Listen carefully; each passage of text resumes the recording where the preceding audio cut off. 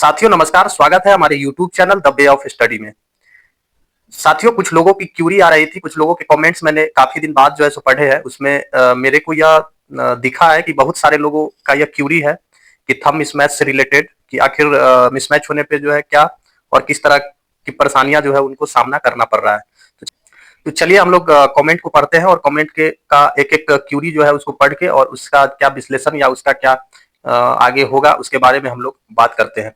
उससे पहले जो लोग नए हैं हमारे YouTube channel the way of study को जरूर सब्सक्राइब कर ले। साथ ही साथ वीडियो पसंद आए तो एक लाइक जरूर कर दे और दोस्तों के साथ शेयर करें जो थंब मिसमैच से जूझ रहे हैं। चलिए कमेंट पहले सबसे पहले हम लोग कमेंट सेक्शन को देखते हैं।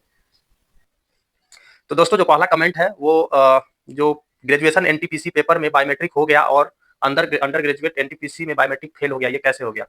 तो दोस्तों ये होता है थंब मिसमैच जो है। कोई आपका एक ही एग्जाम में अगर 2-3 थंब इंप्रेशन का चेक करा जाता है तो उसमें भी किसी एक में फेल होने का चांसेस रहता है। तो ये कोई बड़ी बात नहीं है। और अगर आपका ऐसे कैंडिडेट अगर होंगे कि एक एग्जाम में उनका वेरीफाई हो गया होगा और दूसरे एग्जाम में वेरीफाई नहीं हुआ होगा तो उसके लिए चिंता की बिल्कुल भी बात नहीं है। आप बेफिक्र रहिए और आगे अपने एग्जाम की तैयारी करिए, क्योंकि ये मिसमैच की समस्या जो है वो आपका एक ही एग्जाम में 2-3 वेरिफिकेशन होता है बायोमेट्रिक का, उसमें आपका ये समस्या किसी एक में भी आ सकती है। तो इसके लिए आपको घबराने की जरूरत नहीं है। चलिए अगले कमेंट देखते हैं।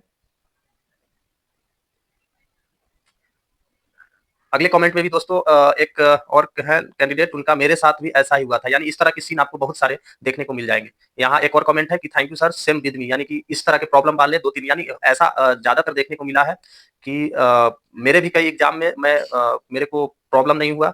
बाकी एक ही में बायोमेट्रिक मिसमैच हो गया, उसी में जो मैंने एग्जाम दिया था उसमें।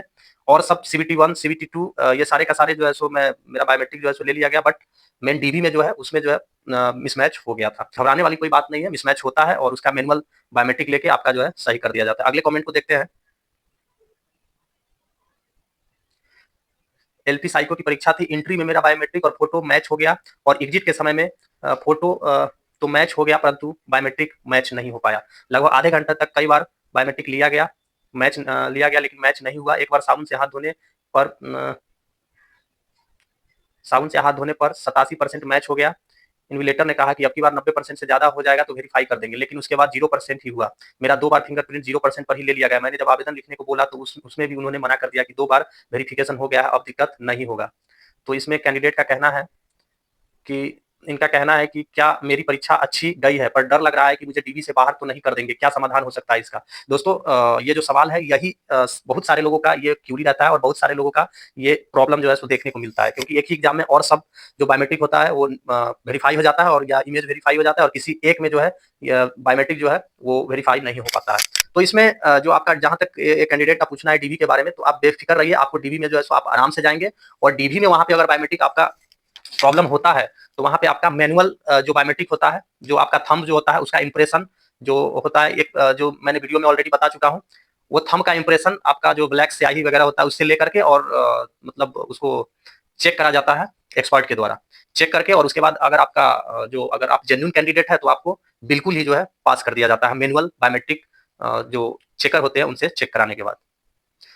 चलिए अगला जो कमेंट्स है उसको भी थोड़ा पढ़ लेते हैं। अगला कमेंट, सर मेरा भी इसी प्रॉब्लम में हूँ। मेरा बिहार बेल्ट्रॉन डीईओ में हुआ, फिंगरप्रिंट ले नहीं रहा है, फेस 92% मैच है, समझ नहीं आ रहा है कुछ। मैं जेन्युइन कैंडिडेट हूँ, सीसीटीवी में एग्जाम दिया गया है, ऐसा तो नहीं है कि फोटो मेरा लिया गया और फिंगरप्रिंट किसी और का? बताइए सर। नहीं नहीं, ये बिल्कुल ऐसा नहीं होता है। फिंगरप्रिंट आप ही का है, बट किसी कारणवश टेक्निकल रीजन भी हो सकता है या आपके जो थंब जो है उसमें किसी तरह का कोई खुरचन या कोई प्रॉब्लम आने से भी बायोमेट्रिक मिसमैच हो जाता है।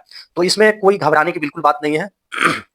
अभी तक बहुत सारे कैंडिडेट ऐसे हैं जिनका बायोमेट्रिक मिसमैच हुआ है और बायोमेट्रिक मिसमैच होने के बाद उनका manual fingerprint manual fingerprint manual fingerprint लेकर के और जांच कराया गया है और जांच करने के बाद उनको पास कर दिया गया है। और वो आज बहुत सारे ऐसे कैंडिडेट हैं जो ऑलरेडी जो है अपना जॉब जिस किसी क्षेत्र में उनका जॉब लगा है वो कर रहे हैं। मैं खुद मेरा बायोमेट्रिक मिसमैच था और मैं भी अभी प्रेजेंट जॉब कर रहा हूँ, तो इसमें कोई घबराने की बिल्कुल बात नहीं है। आप बेफिक्र रहिए, आपका जो है सो बिल्कुल हो जाएगा। चलिए नेक्स्ट कमेंट को देखते हैं। अगला कमेंट है, सर क्या टेक्नीशियन डॉक्यूमेंट वेरिफिकेशन में भी फिंगरप्रिंट मिसमैच होने पर मौका मिलेगा? कि मेरे फिंगरप्रिंट मैच होने में बहुत दिक्कत होता है। जी बिल्कुल, आपको जो है सो मौका ज़रूर मिलेगा। ऐसा नहीं है कि आपको मौका नहीं दिया जाएगा, ज़रूर दिया जाएगा। और जब आपका वो मिसमैच होगा, पहले तो आप पैनिक नहीं हो, ऐसा ज़रूरत नहीं कि आपका फिंगरप्रिंट मैच नहीं करता है तो वहाँ पे भी नहीं करेगा। बहुत सारे ऐसे लोग हैं जिसको आपका मैच नहीं करता है और डीबी में जो है मैच कर जाता है। मान लीजिए कि अगर आपका मैच नहीं भी करता है तो वहाँ पे आपका मैनुअल फिंगरप्रिंट लेकर के उसको चेक करा जाएगा और चेक करने के बाद आपको जो है, अगर आप जेन्युइन कैंडिडेट है तो लॉजिकली बात है कि आपका फिंगरप्रिंट मैच होगा ही होगा। तो वहाँ से आपका जो है आसानी से जो है आपको वहाँ से पास कर दिया जाएगा, मेडिकल के लिए भेज दिया जाएगा। तो आप घबराएं नहीं, आपका ज़रूर हो जाएगा। तो दोस्तों इसी तरीके से जो है मतलब जनरली जो मेरे को समझ आया कमेंट पढ़ने से कि ज़्यादातर जो परेशानी हो रही है वो केवल और केवल बायोमेट्रिक मिसमैच का हो रहा है। बायोमेट्रिक मिसमैच, और ये एक ऐसा टेक्निकल फॉल्ट है जो कि आप जेन्युइन कैंडिडेट होने के बाद भी आपका ये जो बायोमेट्रिक मिसमैच की जो प्रॉब्लम है वो हो सकती है, बिल्कुल हो सकती है। तो इसमें करना ये है कि आपको सबसे पहले आपको घबराना नहीं है, बिल्कुल भी टेंशन नहीं लेना है कि क्या होगा, कुछ नहीं होगा, अच्छा ही होगा जो होगा। तो ये आपको ध्यान रखनी है। और दूसरे नंबर की आपको अगर मैनुअल थंब लेता है या वहाँ के जो अधिकारी हैं उसको अगर थोड़ा-सा भी अगर डाउट है कि जेन्युइन कैंडिडेट में भी नहीं हो सकता है, तो आपको पूछताछ के लिए ले जाया जाएगा। तो वहाँ पे आपको बिल्कुल पैनिक नहीं होना है, क्योंकि आपको पता है इंटरनली कि आप जेन्युइन हैं, तो एकदम आराम से एकदम नॉर्मली फेस करके जो है सो रहना है। नहीं तो वहाँ पे क्या होता है कि अगर आप थोड़ा-सा भी पैनिक हो गए, तो पैनिक होने के बाद वैसी अवस्था में जो अफ़सर होते हैं उनको थोड़ा-सा और डाउट जो है ना उनका गहरा जाता है। तो थोड़ा और गहन पूछताछ करना शुरू कर देंगे, और उसमें अगर आपने 1-2 इधर-उधर फॉल्ट अगर बोल दिया, तो उससे क्या होगा कि और प्रॉब्लम बढ़ता ही चला जाएगा, क्योंकि आप जेन्युइन है। लेकिन क्या होता है प्रेशर में आदमी जो पुरानी आपसे कोई क्वालिफिकेशन हो गया या कभी एग्जाम सेंटर कहाँ था, किस सिटी में था, इस तरह के कुछ भी सवाल जो है करा जा सकता है। तो इसमें आप बिल्कुल ध्यान से उनको सुने और कोशिश करें कि उनसे आई कॉन्टैक्ट बना करके बातचीत करा जाए। उससे क्या होता है कि कॉन्फिडेंस जो है सो आता है। तो इस तरह का जो है सो आप वहाँ पे जो है अपना रिलैक्स मूड बिल्कुल रखें। पूछताछ अगर होता है, मेबी बहुत सारे लोगों का होता है, बहुत सारे लोगों का मैनुअल थंब लेकर के उसको भेज दिया जाता है कि आपका जो रिपोर्ट आएगा उसके बाद हम लोग बात करेंगे, और बहुत सारे लोगों को पूछताछ के लिए ऊपर बुलाया जाता है। तो ये आपको ध्यान रखना है बेसिकली। और बेसिक बातें हैं, आपको घबराना नहीं है। आपका 110% जो है सो आप अगर जेन्युइन कैंडिडेट है तो आपकी नौकरी जो है सो कोई खा नहीं सकता, आपकी नौकरी लगेगी, ज़रूर लगेगी। तो दोस्तों आज के वीडियो में इतना ही। अगर आपका कोई भी सवाल हो या किसी तरह का जानकारी चाहिए हो तो आप हमें कमेंट सेक्शन में ज़रूर कमेंट करें, और वहाँ से मैं कमेंट पिक करके और उसका जो सॉल्यूशन होगा उसका वीडियो बना करके वो मैं कोशिश करूँगा अपलोड करने के लिए। चलिए इस वीडियो में इतना ही। वीडियो अच्छा लगा हो तो एक लाइक ज़रूर कर दीजिएगा और हमारे चैनल को सब्सक्राइब कर लीजिएगा। Thank you.